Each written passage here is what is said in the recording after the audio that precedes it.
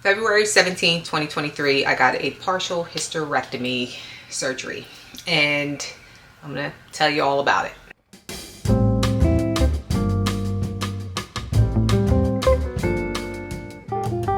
So I was dancing in my apartment, which is something that I like to do to relieve stress and just because I love to dance. And of course I got hot, and so I decided to lay down. And y'all, look at my fibroid. Look how big this thing is. Now it's hard to see it from this angle, but I'm gonna go around to the side.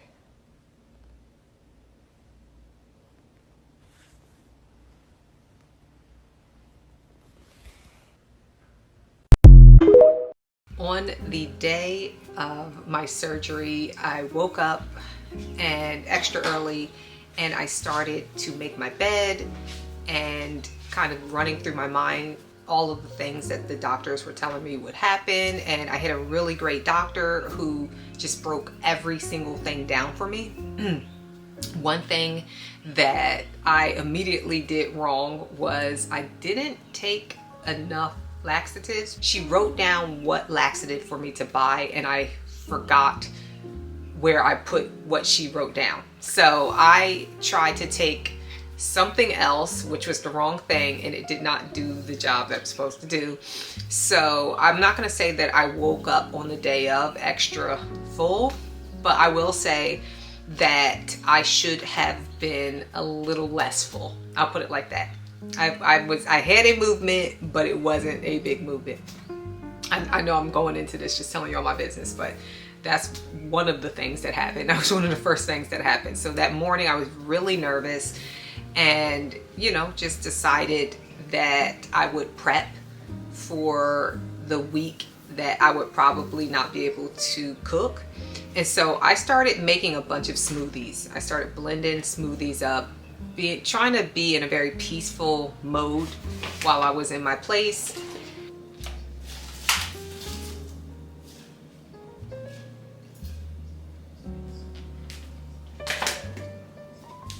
I believe 4 or 5 years prior to me getting this surgery was when I noticed that I was developing fibroids. I didn't know at the time that that's what they were. I just know that I would be in pain a lot, especially around that time of the month. And so I called my mom and I told her about it, and she was saying that she thinks that might be what it is fibroids. And one day I had this crazy nightmare, and I'm going to describe the nightmare because it's pretty funny actually. So in the dream, I was walking along with my mom, and we were walking through like some kind of farmer's market or something, and we ran into some guy or whatever. I guess he was like trying to talk to me, or like he was just catcalling women as they walked by. And this guy calls out to me and my mom starts talking back to him. Like, she's like, yeah, it seems like you're the kind of guy that is interested in like sexy ladies or something really embarrassing. And he's like, oh yeah, something else embarrassing. And so she says, well, my daughter has never had children. And I said, Mom, stop it, stop it. She starts to be upset that I'm upset, but I'm just like, Mom, stop. And so she runs off, and she falls into a gutter, and under the gutter, under the ground, is a subway track. So she falls onto a train on a subway track. I look down and I'm screaming, Mom, Mom, and she's like, help me, I'm suffering down here. I noticed that throughout the dream with my mom screaming, I noticed this when I woke up, with my mom screaming, I had this horrible pain in my pelvic area. And so I'm just like, the pain is just getting worse and worse. And when she says, help me, I'm suffering down here, I wake up in extreme pain. Whatever lump or whatever is happening is throbbing. And so I go to the bathroom and I'm crying and just screaming. My husband at the time is like, oh my God, are you okay? Because he hears me screaming in the bathroom. And I tell him, like, I'm in so much pain.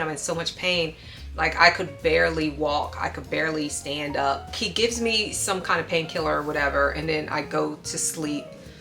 And as soon as I'm able to get up and be able to at least like walk a little bit, because I couldn't really even, I still was in so much pain, I could barely move. He takes me to the doctor and they suggest that I get x-rays, and so we go to get x-rays. This definitely didn't happen all on the same day, but either way, she makes an appointment for me to go get x-rayed. I get an ultrasound and I have a bunch of fibroids, just a lot. And one of them is on my fallopian tube. So I think about that dream often because I think about the fact that my mom fell onto the tubes. And it also kind of, it's interesting how the brain works, because it's interesting to me that my reproductive organs were suffering and my mom represented my reproductive organs in my dream. Tell me that that's not symbolism on symbolism on symbolism. I think about that all the time. I think about the fact that my mom was, you know, extra sexual in the dream, like saying sexual things to that man, and it's like, oh yeah, my reproductive organs, they're my sex organs, you know. So just symbols on symbols. So it's just really interesting to me.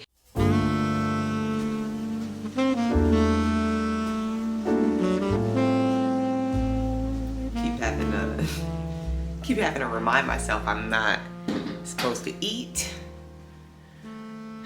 and you know, I gotta keep my glasses on, no contact lenses, no point in putting on makeup. So they said my face is gonna get really swollen after this, so that's gonna be fun. It'll go down after a while.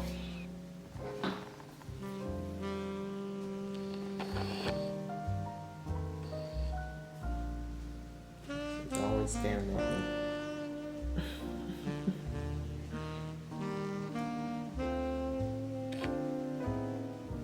So my abdominal binder just arrived, like right on time. I bought one from Walgreens because I was getting kind of concerned. So now I have 2 abdominal binders. We'll take them both with me and see which one works the best. So yeah, it's happening. I am about to leave in a few minutes.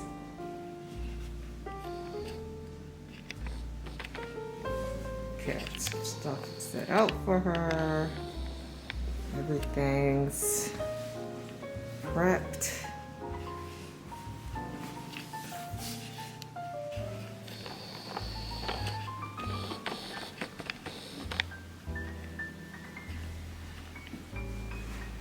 Things within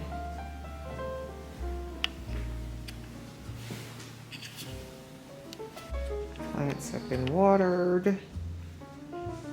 They look pretty good. Everybody's looking happy. And that guy, cat's hiding. We are ready to go.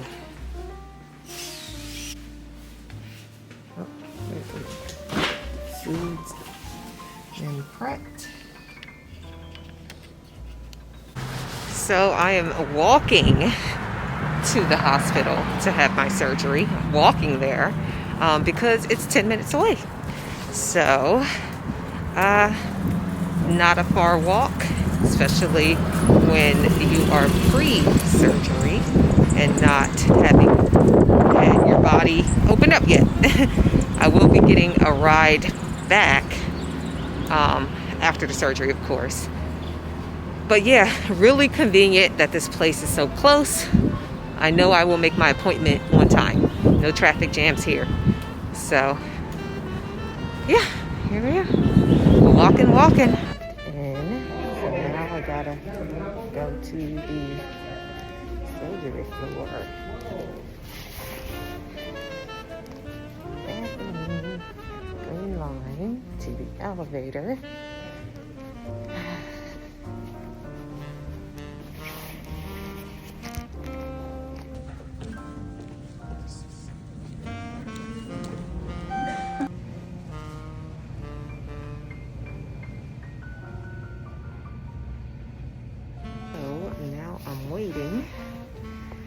playing the waiting game.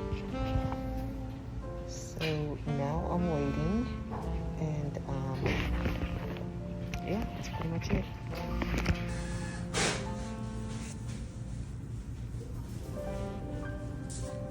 So now I'm about to get an IV in. I don't think I've ever had that. They drew blood, but never had an IV before, so.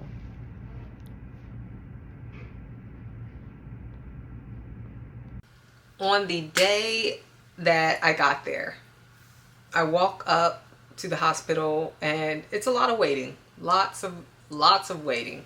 And I was nervous, but I was so excited and I had so much faith in the doctors and the whole experience. I didn't really do too much reading about other people's experiences or like looking at other videos where other people talk about their experience, because I didn't want to put that in my head. And I didn't even think about what could go wrong. Even when a doctor would tell me, okay, well, there's the risk of this, and I was signing all these papers and stuff, I was just like, it's gonna work out, it's gonna be fine. When I got there, everybody was really nice.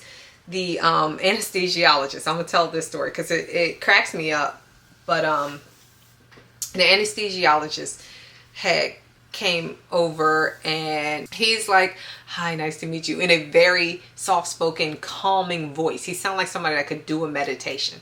And so he's like, I'm an anesthesiologist. I just need you to sign this, this, and this. And so he sits down next to me, and somebody else comes up on my other side while I'm sitting kind of like how I am in the video or whatever. Somebody comes up on my left side while he's talking to me on the right. And he says, first, I'm going to just explain everything that's going to happen. He said, we're going to give you you're going to be here. We're going to give you this so that you can be calm and enter into a calmer state. And then we're going to wheel you over to the blah, blah, and we'll administer this and that and the other. And I'm just like, okay, whatever. And so he's telling me all of the names, the scientific names of these drugs. So I don't know what is what, but I did hear propofol. I think it was propofol. And I said, is that the same thing that Michael Jackson used to take? He's like, yes, that's the same one or whatever. And he's like, but it's okay. It's very safe. And he's trying to, he's assuring me that it's safe. And I was like, okay, I believed him. And I didn't think that the one that Michael Jackson took was unsafe. I just think it's not good to take it every day. Boy, did I figure out why. Because the person on my left side, while the doctor is explaining everything that's going to happen, he says, this is my assistant such and such. He is going to give you this gas that's going to help you to relax. And I was like, all right, cool. So he gives me that, and the doctor is like, just breathe in. And I breathe in, and the doctor is saying, so what we're going to need you to do is once we finish this and then roll you into the room, we're going to need you to possibly help us to get you onto the bed. And I'm like, okay, yeah, I can do that. He's like, are you going to be able to do that? I was like, oh yeah. And he's like, great. And I finished breathing, and then I wake up. I wake up from having had the surgery.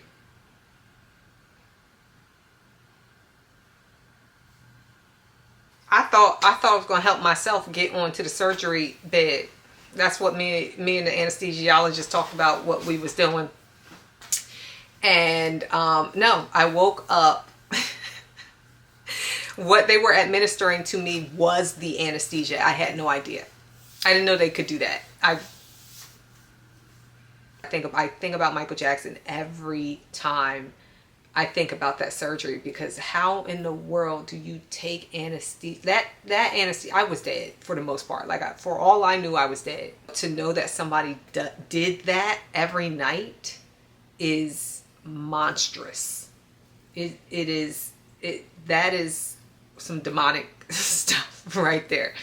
Anyway, so I wake up the next day and my arm is in so much pain. That's all I remember, is my arm being in so much pain. I think my arm must have been in a really weird position during the whole surgery. And they said that the surgery took like 10 hours. They said it took a very long time because I had a lot of fibroids on my uterus. It was like 3 a.m. when I came to, and everybody, like all these people were around me. It was really dark, and I remember somebody saying, "Elizabeth, are you okay? Are you okay?" And I was just like, you know, my arm hurts, and just mouth was dry. I just felt really yucky. The lady that kind of, the nurse that stayed with me while I was kind of like recovering or whatever, was super duper nice, black lady. I guess she did like the night shift or whatever. And the main thing with her was she had me get up, and then I had to walk around the floor, do a lap around the floor with her. And she was so nice and so patient, and just kind of let me, because I was in so much pain. So I walked around extremely slowly, because my insides felt like really bloated and painful, and my legs hurt, everything hurt, and I just felt like jello, like just no bones, just jello. So I'm like moving like the slowest pace ever, and we go around, we take a lap, and the lady's really nice, and I think her shift had ended, and then somebody else came in. And in the meantime, I was just taking naps.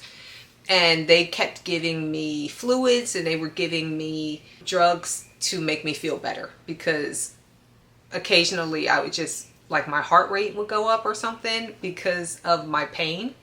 The pain that I was in. And they would know, they're like, okay, we're going to give you more of this. Is that okay? And I'm like, yes, please. So they were all really, really nice, all the nurses, and I'm so thankful for that. And I'm thankful for nurses in general, like people who work in hospitals. They really are, they're either angels or they're devils. And these people were so patient and nice and just understanding that it was refreshing. It was very refreshing for me to experience that. And so I'm very thankful for having had that experience. All of my nurses were lovely. And so they kept coming in and checking on me every couple hours or so. And then my friend shows up. We started to kind of get things together so that I can get out of there. They had to take the catheter out. I thought it was going to be more painful than it was, and it wasn't too bad. Like, I don't remember the pain. And I went to the bathroom, which was a big deal because I couldn't leave until I showed them that I was able to pee. So I peed, and it wasn't nearly as bad as I thought it was going to be. I thought it was going to be way worse. But I peed. Then I think I had to pee twice before I could leave. And so once I peed the second time, the doctors came in and checked on me again, and everybody was just having conversations with me to see where I was at, see if I was good. My OBGYN came in, and she showed me a picture of how much they took out of my body. That's when she told me that the surgery had lasted way longer than she thought it would. And she showed me a picture of what they took out of me, and whew, Lord have mercy. Yeah. She said 10 pounds. 10 pound. I had a 10-pound not baby, a 10-pound not baby in there. And so, yeah, she was like, you were suffering. And I remember that dream came to me instantly. Look down, and I'm screaming, Mom, Mom. And she's like, help me, I'm suffering down here. That's one of the first things my doctor said after she showed me that picture. She said, you were really suffering. You were suffering. But yeah, so my friend was there. Not yet. There's one more push. Oh, there we go. Okay. Yay, thank you. I got it. And she's another angel that just kind of made sure that my getting out of the hospital was not too traumatizing. They put me in a wheelchair, and she helped me put my clothes on. And afterward, she's talking to the doctor and kind of making sure that everything's everything. I got home and got directly into bed. I was wearing a diaper because it was a lot. I did not end up eating the smoothies. I ended up just having to Uber Eats quite a bit. There were some complications because I think there was, from the way my doctor described it, because I was in a lot of pain and I told her about it, I had blood in an area that I should not have had it in, and so it caused me to have spasms, and it was just really, really painful until that blood was, dispersed to wherever it was supposed to go, which it was a natural process. But in the meantime, I was just in a lot of pain. And so I had to rely on painkillers. And I am one of those people who is always really, really scared of painkillers. So I was not taking them the way that I should have. And so I learned the hard way that when you are prescribed painkillers, you need to take them, because you are traumatizing your body when you allow it to experience certain levels of pain. You're traumatizing yourself. So I didn't want to get addicted to them. That was my fear. And I learned that just take the painkillers, just take them and worry about the addiction later. But like, if you're in the amount of pain that I was in, whew, it was bad. After my surgery, I feel like I have started to see my body very differently. My body is so important to my experience on earth. Not to say that I didn't realize that, but it's kind of like we talk about the spirit and, you know, I mean, at least I do. I talk about my spirit and energy and vibes and wanting to have a good experience, but my body is the beginning of that experience. My body is the beginning of my spiritual existence on this plane. So to respect it is highly important. And I'm also, I think after that surgery, I realized how much the experiences that I allow myself to have, or that I enter into, or, you know, and how I handle experiences is a big part of my health. Getting a partial hysterectomy was one of the best things that I could possibly do.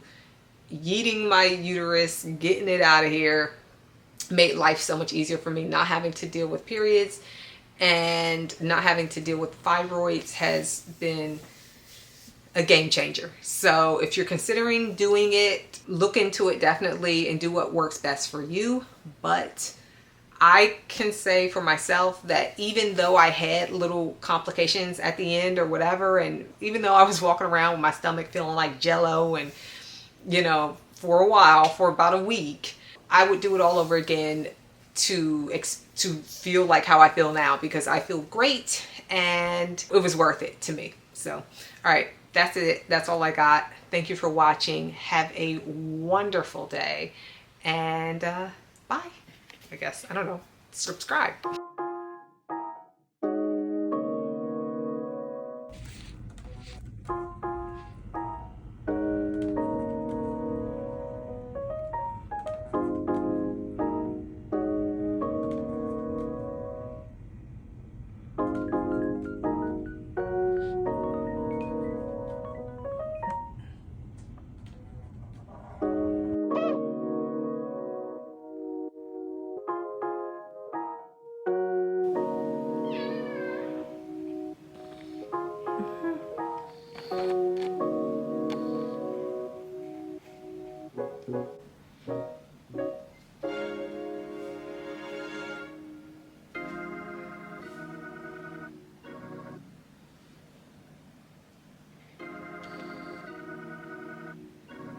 So very minimal